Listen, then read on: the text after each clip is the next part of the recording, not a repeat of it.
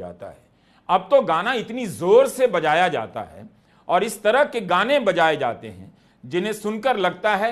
कि ये बजाया ही जा रहा है ताकि कोई कुछ बोल दे और फिर प्रतिक्रिया में दंगा हो जाए। मतलब किसी शहर के लोगों को बिठाकर इतना तो बताया जाए या वीडियो ही दिखाया जाए कि 100 साल से हम यही बेवकूफ़ी कर रहे हैं और कब तक हम ये करते रहेंगे। कुणाल पुरोहित ने मोदी सरकार के 10 साल के दौरान डीजे संगीत की भूमिका को लेकर यह किताब लिखी है। एच पॉप में कुणाल पुरोहित पूछते हैं, क्या एक गीत हत्या को जन्म दे सकता है? क्या एक कविता दंगा भड़का सकती है? क्या एक किताब लोगों को विभाजित कर सकती है? इन गानों को हिंदू पॉप कहते हैं कुणाल।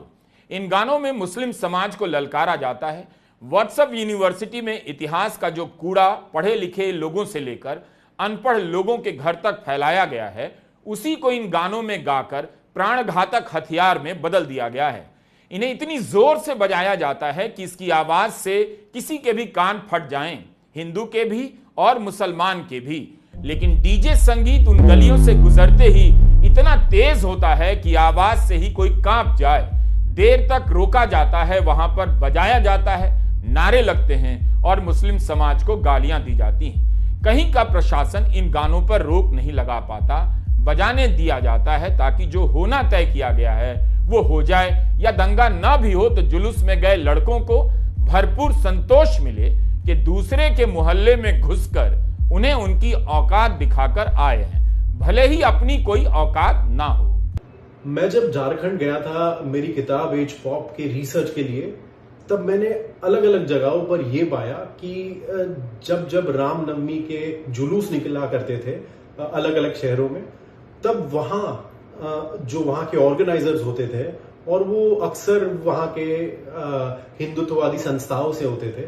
तो वो एक कोशिश बिल्कुल करते थे कि हर एक जुलूस में कुछ ऐसे भड़काऊ गाने बजाए जाए जिन गानों को शायद सुनकर मुसलमानों को ठेस पहुंचे और उनके मस्जिद के सामने बजाकर जो वहां मुसलमान लोग इकट्ठा हुए हैं, कहीं ना कहीं उनको प्रोवोक करके उनसे एक रिएक्शन लेने की कोशिश बिल्कुल होती थी।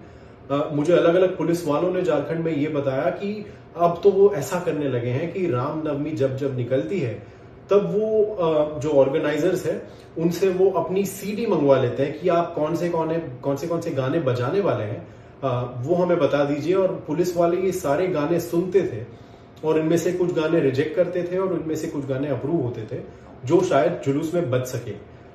तो इतनी करीबी से अब रामनवमी प्रोसेशंस को देखने की जरूरत पड़ गई है, और वो इसलिए पड़ी है कि आज के नए भारत में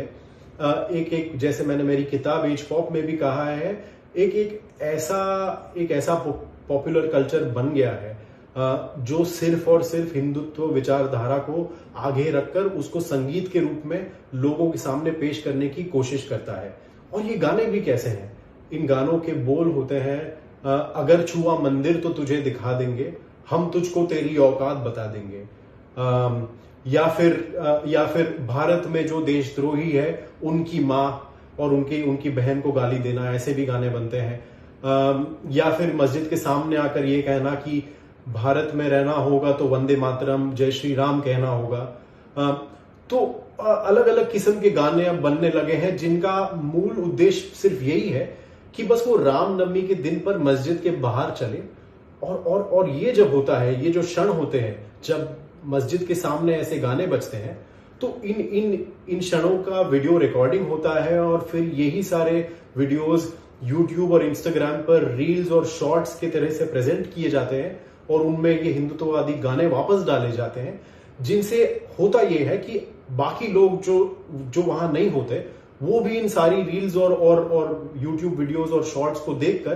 कहीं ना कहीं आकर्षित होकर अपने आप भी यही करना चाहते हैं कि अगली बार जब जुलूस निकले तब मुसलमान इलाके से या फिर मस्जिद के बाहर रुके और बस वापस से इस टाइप के गानों को बजाया जाए और मुसलमानों से एक रिएक्शन लिया जाए। तो कहीं ना कहीं ये एक बहुत ज्यादा कूल चीज हो गई है इंटरनेट पे।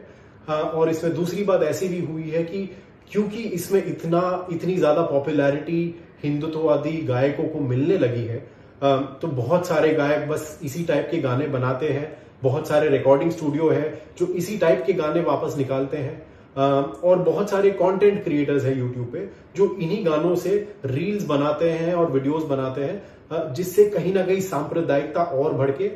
और कहीं ना कहीं मुसलमानों को और टारगेट किया जाए। कभी